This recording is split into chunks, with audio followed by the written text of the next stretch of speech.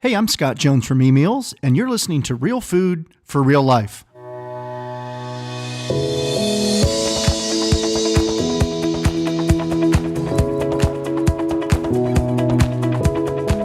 On this episode, I talk with James Clear, author of the best-selling book, Atomic Habits. James discusses his concept of living better and what that means for him and some of the secrets and takeaways that we can apply to our lives, from eating to exercise to learning. For James, it's all about creating healthy habits that don't constrain our lives, but give us the freedom to be our best selves. Now, before we get to the interview, I have a few housekeeping items. First, send us your questions and comments. We read all of them. And if you have a suggestion for a future guest or a potential topic, I'd love to know that too. You can find us on Twitter at Emeals using the hashtag #AskEmeals. We also have an email address. It's community@emeals.com. If you don't already subscribe to our podcast, subscribe today. It's simple to do. You can find us at itunes.com/podcast/Real Food for Real Life. And while you're there, leave us a review. And finally, if you'd like more information on Emeals and our variety of meal plan food styles, you can find us at emeals.com. Try any of our meal plans free for 2 weeks, be it paleo, clean eating, or gluten-free. You can even have your shopping list sent directly to Walmart pickup at no charge, so your groceries are waiting for you. That's it. On with the show. Hi, James. Welcome to Real Food for Real Life. How's it going today? Hey, doing well. Good to talk to you. Yeah, good to talk to you, man. I have been a fan of your newsletter for quite a while now. I can't remember if I read an interview with you or heard you as a podcast guest, but I remember that sticking out in my mind. Went and signed up for your newsletter and have just enjoyed, the kind of like crazy practical ideas that you include in your in each of your newsletters. So when I heard about Atomic Habit, I just felt like it was a good time to maybe have you on as a guest, because a lot of this stuff that you talk about in terms of kind of optimizing your life and getting the best you relates to food. So I guess I just want to start with, in terms of this whole notion of living better, when did that connection happen for you? And then from there, what was kind of the tipping point where you felt like you wanted to share this with others? Yeah, well, thank you for reading. I'm glad you're enjoying it. I guess I first got my exposure to this kind of process of improvement or continuous improvement and habit formation as an athlete. So I played baseball all the way through college and a variety of other sports growing up. And, as any athlete can tell you, there are all sorts of habits that you have when you're training or practicing or in the gym or on the field. And of course, like one of the core objectives of any athlete or sports team is to try to get better each game, each practice, throughout the season. And so I think that played a significant role in my background, and I sort of internalized some of those concepts. And then after I finished playing in college, I went to graduate school and was looking for like a new competitive outlet and started to do some weightlifting competitions and things like that. But I was looking for other areas to kind of apply those ideas. And so I just started writing about my thoughts on habits. And it wasn't in any, particular fashion or like well-structured way. I just kept like a Word document at the time. And it was just sort of James's thoughts on habits. And once that got to be about, I don't know, maybe 60 pages long or so, I was like, wow, there's kind of like a lot here. I feel like I should share some of this. And so November 12th, 2012 was the first day that I published an article. And I decided that I was just going to try to stick to a schedule of every Monday and Thursday. So I would do 2 a week. And I ended up doing that for the next 3 years. And that period of time was really when I found my voice as a writer and started to dig into some of those topics more deeply. Like in the beginning, it was, a lot of lessons that I had learned through my practical experiences. And then as time went on, there started to be more and more of a scientific backing. I began to do more research and reading articles and different research journals, talking to academics and scientists about the ideas. And so the work kind of evolved in that way. And then I've spent the the last 3 years working and writing on Atomic Habits, and that's definitely added a much deeper layer of thinking and research to the work that I do. Yeah. I feel like, at least for me, the last couple of years, there's been this, at least in the media, a lot of buzz around this whole idea of life hacking and optimization. I mean, I guess from all of this research that you've done, both on the scientific level and then just in the mass media side, I mean, what do you feel like was maybe one of the biggest myths that you found in terms of when you were researching this book as it relates to this whole idea of optimization? Well, I mean, I don't know if I want to use the word myth, but there are a lot of like kind of misguided approaches or things that I think that's probably a better term. Or wish would work out better than they do.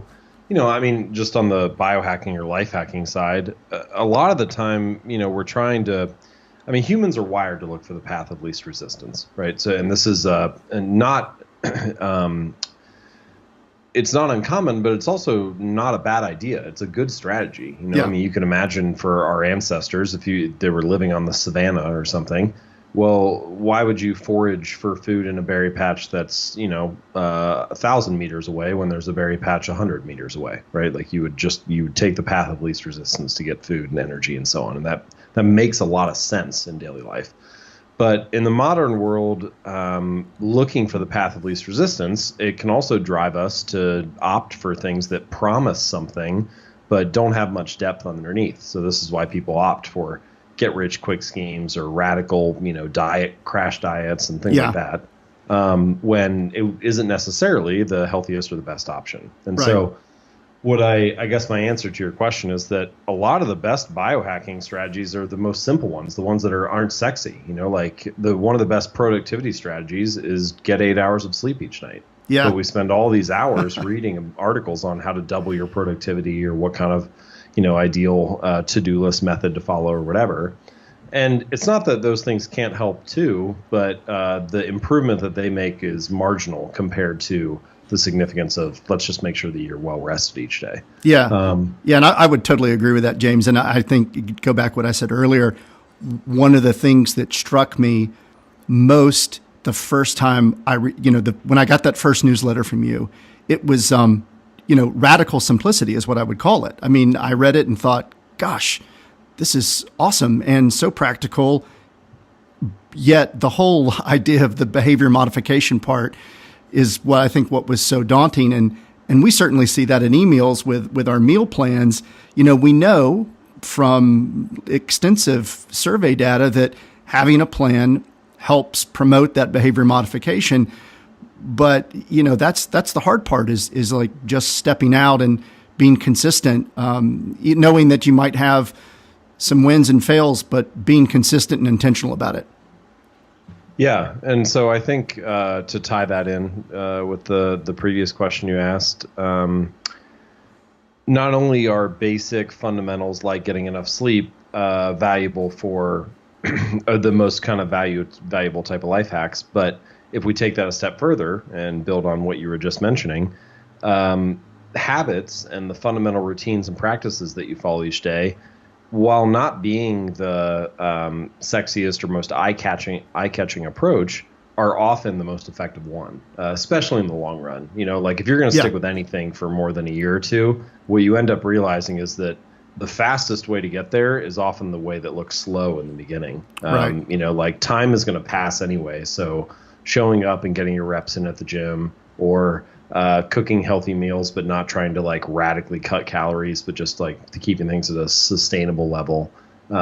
These are like the healthier, more effective long-term ways to get to where you want to go, but they don't get you there they don't promise to get you there in the next month, like a lot of other, plans or approaches will. And so we avoid them, but then what ends up happening is you do you opt for what looks like the easy way out like 5 or 6 times, and then once you've been fooled enough, you realize, oh, okay, actually, if I just would have done the work to begin with, I'd already be there now. Yeah, so it's in kind of in other words, you're having to train yourself psychologically to value the long game versus the sexy short game. I guess it'd be kind of like, I hear from my financial advisor, just put a little bit of money in each month, year after year, and hopefully the compounding effect will be greater than, moving money around every month and chasing, the hot new stock or the fund and that kind of thing where,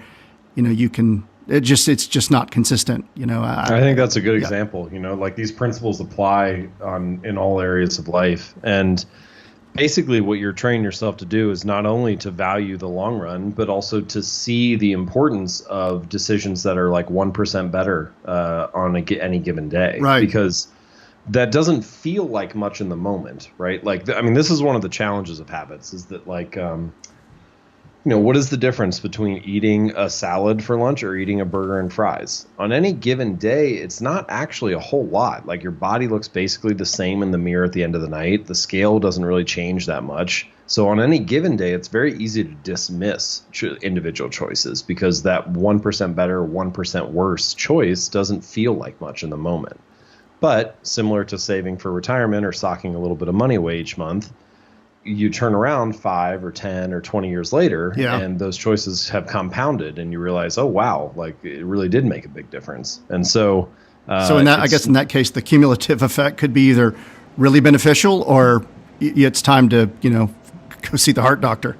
Right. Yeah. And I think that's, it's a truth about habits that I mentioned fairly early in the book, which is that habits are a double-edged sword. They can either build you up or cut you down. And I think that's one reason why understanding what a habit is, how it works, and how to change it is a really important skill for life. Like I think there are certain topics that not knowing about them actually puts you at a significant disadvantage in life. And I think that habits is one of those topics. If you don't understand how they work and how to change them, then it's going to kind of feel like you're fighting an uphill battle, or sometimes like almost like the world or your environment around you is like designed against you or hindering you in some way. But if you do understand how they work and you kind of understand the core principles behind them, then you can start to be like the architect of your habits rather than the victim of them. You can start to, get them to work for you rather than against you. Exactly. Switching gears a little bit, James, I want to kind of take it back to the food for a minute because I feel like you are a fan of intermittent fasting. Is that correct? I feel like I've seen you mention that a good bit. Yeah. So I've been intermittent fasting probably for 6 or 7 years now. Yeah. That's what I thought. And I just would love to get you to, again, going back to the research for the book and just, even your research prior to Atomic Habits, explain to us kind of the science around intermittent fasting. And I guess the follow-up would be, and is that something you're doing consistently on a daily basis? Is it a short-term thing? Do you do it for a week or a month? Or, just give us a sense of what that looks like. Sure. So I would say usually over the course of a year, I'm probably intermittent fasting somewhere between 315 to 330 days, something like that. So the majority of the year. Sure. So for those who aren't familiar with the term, intermittent fasting does not refer to a particular diet. You can, technically speaking, you could eat whatever you want. I tend to eat more like plant-based, paleo-ish, keto-ish kind of, probably more paleo-ish than anything else, but I'm not strict about it. Anyway, so intermittent fasting, you could follow whatever particular diet you want, but it's really about the schedule of eating or the time at which you eat. And right. So the traditional intermittent fasting block would be like what's called a 16-8 split. And so you have an 8-hour window where you eat. So like for me, it's typically from about noon until 8 p.m. So usually my first meal of the day would be like lunch, and then maybe I have a snack in the afternoon and then dinner at night. And then the other 16 hours of the day, you're not eating, you're fasting. So for me, I drink tea and water, and that's about it. Now, of course, you could also do different patterns. You could, if you wanted to like fast for a full day, or I've done like a 30-hour fast before. That's been the longest one I've done, which isn't particularly long if you talk to people who have been doing this kind of thing. Like I have a couple of friends who have done a 2 or a 3 day one. And fasting like that, I mean, dates back centuries. I mean, there are many Sure. religions that have like a daily or fast or even longer. So anyway, so that's the idea behind it. So why do it? What's the science behind it? In the course of time that I've been intermittent fasting, probably 6 or 7 years now, like I said, my thoughts on it have kind of shifted. Early on when I started, it was it was kind of like just gaining a bunch of steam for whatever reason around that time. Yeah. And there were all sorts of claims about the scientific benefits of it, how it might be able to like regulate your insulin levels and drive fat loss or other biological or physiological changes that it could make. And I was interested in those, but as time has gone on, there have been more and more studies done. I have not kept totally up to date on the most recent ones, but the last big study that I looked at essentially found that like some of those biological changes were minor at best. That it wasn't going to be something like a radical shift in fat burning potential or fat loss potential. Yeah. Yeah. However, I do think that there's one thing that intermittent fasting provides that is very valuable from a behavioral standpoint. And this is the reason why I continue to do it. So it simplifies your day. It's one less meal to think about, one less meal to plan for, one less meal to clean up. But it also, because you're kind of used to filling your plate and eating whatever you presume to be a normal sized meal, when you begin intermittent fasting, well, now you're generally eating 2 meals instead of 3, and you could like add 50% each of those meals and end up eating the same amount. But what I find is I tend to eat meals that are about the same size as they were before, and so what you get is this natural natural reduction in calories. So a lot of people lose weight when they intermittent fast, and I think the primary reason is not because of any like radical insulin or biological changes, but actually simply because they end up eating less food over a 24-hour period. Yeah. Yeah. That makes perfect sense though, just in terms of just the sheer volume of food that you would eat in a day. Right. And so I think that it's effective for that reason. And then the other interesting kind of side effect is that, or interesting thing I've realized while doing it is that a lot of nutritional and dietary approaches ask you to do something new, to do something different, and they don't sound that hard at first, but then in practice they end up being difficult. So for example, a diet might tell you, eat this way, eat this set of foods, and you'll lose weight and be healthy and whatever. And you read about it and you think, oh yeah, okay, I could do that. That sounds good. That seems promising. And then it comes down to like, oh, I realize I need to change my grocery shopping habits. I need new meal plans because I'm not used to cooking those foods. And then I need, there's like a lot of things that have to change. Yeah. But intermittent fasting is actually the opposite. When you hear it at first, it sounds kind of crazy. It's like, wait, don't eat breakfast? Like, how am I going to be able to function? And there's a lot of like mental resistance to it. So it's hard on the front end. But then as soon as you try it, you realize it's actually not that hard at all. You just don't do anything. You wake up and you just like get a glass of water or have a cup of coffee or something and you go do what you normally do. Yeah. And so it's actually much easier to implement than many, many other things related to diet and nutrition.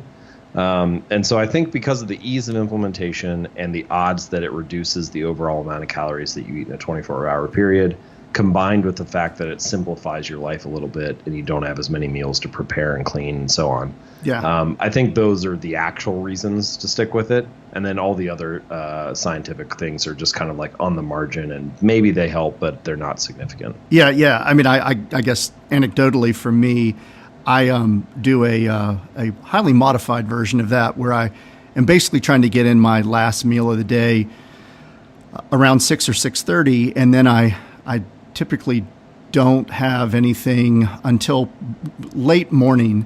But the key for me is I always make sure that I'm, my last meal is coming at least 3 hours before I go to bed. And I do find that I actually sleep a lot better. I'm getting higher quality sleep for me.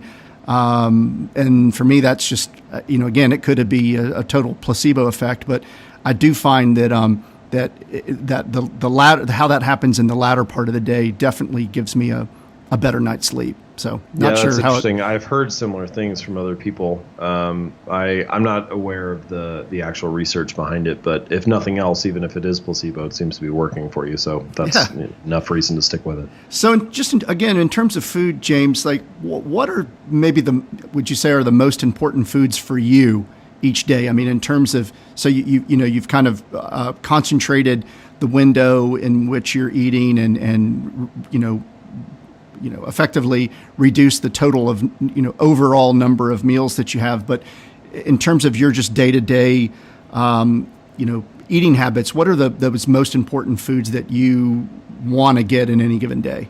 Yeah. So, well, first I should say, I mean, I still do train and compete weightlifting wise, so that obviously colors my answer a little bit. But also, like, of the kind of three big pillars there related to like health and fitness, so exercise and strength training, sleep and recovery, and nutrition and diet. Nutrition is probably the least optimized of the three for me. So I feel like I'm pretty good on sleep. I'm like, I would say I'm probably 90% to where I want to be. Training wise, probably like 80% to 90% of where I want to be. And then dietary is probably like 50%. And so, I appreciate your honesty, by the way. oh yeah. I mean, that I mentioned it only because I feel like, I have some answers, but I would probably have more had I spent as much time on optimizing my diet as I have on optimizing my training and my sleep. But, whatever, we all have different bottlenecks and things that we're facing. Usually if I think about the days when my eating is most dialed in, tends to be primarily plant-based. So mostly that would be like probably some kind of salad for lunch. I tend to like spinach and arugula as like kind of bases for those salads. So that would be for lunch. And then after training, I tend to want to have some kind of meat usually. So typically chicken is my default. But I don't eat that much beef anymore, but I will occasionally have it. But usually it would be chicken or turkey would be my two that I kind of go to. Right. And then throughout the day, what I've realized is that, so this actually is kind of related to habit formation and the substitution of bad habits for good ones, or good habits for bad ones. I started to look throughout my day and ask myself, okay, what am I like snacking on, or what am I like filling up on with different calories throughout the day? And I really like chocolate. And we used to have this like, it was a good high quality dark chocolate bar that I would have. But when they were in the house, I would just like, I would eat like 3 pieces, and then I'd go and do something for a couple hours, and then go back and eat like 3 more. And then I'd turn around and it'd get to the end of the day and I would have eaten like 9 or 10 pieces of this thing. Yeah. And so what I realized was, okay, clearly I like the taste of chocolate. So can I substitute something that gives me like a better macronutrient profile? And I found these pure protein bars. That's the brand is called Pure Protein. Yeah. But the flavor deluxe chocolate tastes good to me. It tastes similar to a chocolate bar. But the macro profile is completely different than what I was getting before. So much less fat, much higher protein, right, and just much closer to the overall macro profile that I'm looking to hit throughout the normal day. And so I swapped that out. And then the second one that I added was Greek yogurt. And so those are my 2 snacks now. And right. I usually have like 2 of those bars and 2 yogurts at some point throughout the day. And I like having those because I feel like even if I'm eating them, even if I'm like snacking on them, I'm still staying relatively within the range that I'm looking for what percentage of fats, proteins, carbs, and so on. Yeah. Yeah. So I hear you on that. I'm feeling pretty convicted right now because I have a constant bag of dark chocolate chips that sit in my refrigerator. And I do the same thing. I'll swing through the kitchen. I'll just get a handful and just to, just knock out that sweet tooth. And, dark chocolate's good for me. And then, yeah. And then by the end of the day or the end of the weekend, that bag is gone. And I realize, so maybe it's time to shift. You're right. Shift the macro profile to something that's a little higher in protein, but still knocks out that kind of chocolate urge to have a little chocolate. Right. So anyway, so those are just kind of some things that I keep in mind. But I'll also say that when I'm training heavy, which right now I've been traveling a lot for the book, and so my training has been less intense than it was previously. But I had a period like last summer that was very intense and just like a ton of volume in the gym.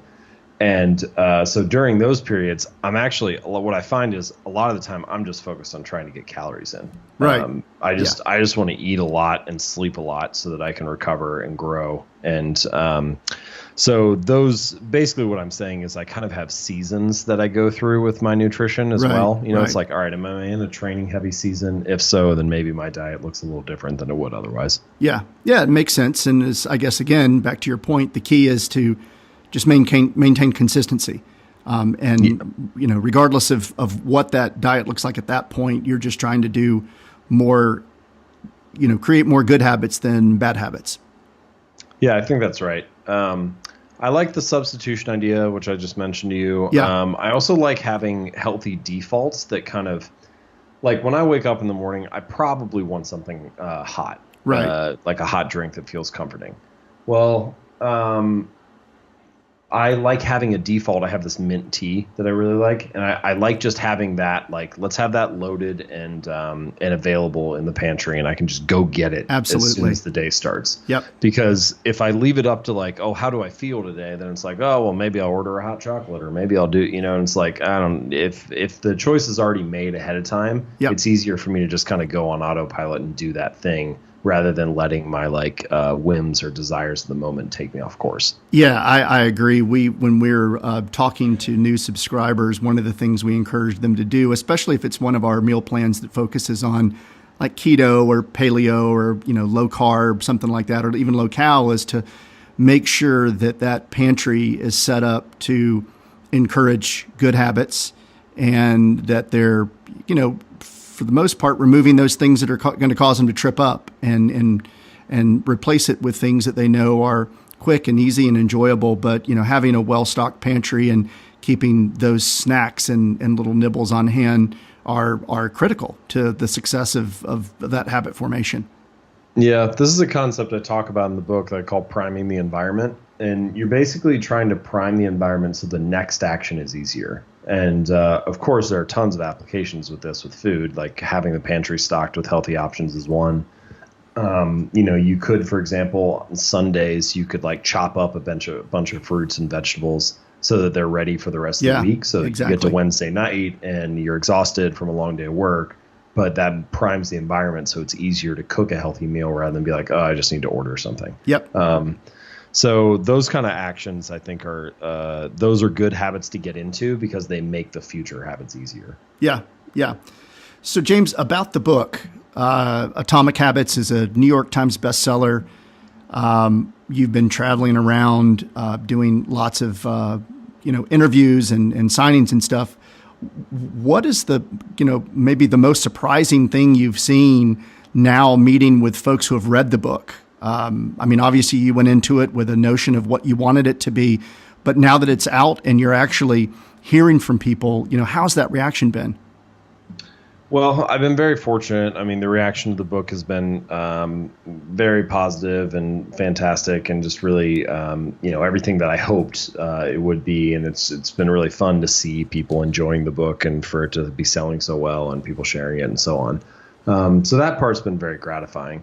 But from a standpoint of the ideas in the book, you know, one of my central things with my writing has always been that I want it to be practical. I want it to be actionable, something people can actually, find useful in their daily life and work. Right. And so there were a lot of strategies in the book that are organized around that, right? Like how do we make habits simple to do? How do we make them more convenient? How do we make it more likely that you stick with it? And there are quite a few strategies in there that people are enjoying and using. 2-minute rule, for example, seems to be very popular. Yeah, that's a good one. Design seems to be very popular. Yeah. And that's great. I'm glad that that's true. But the second chapter in the book is the one that has kind of surprised me a fair amount. So that's the chapter where I write about a concept that I call identity-based habits. And it's about this concept of identity change.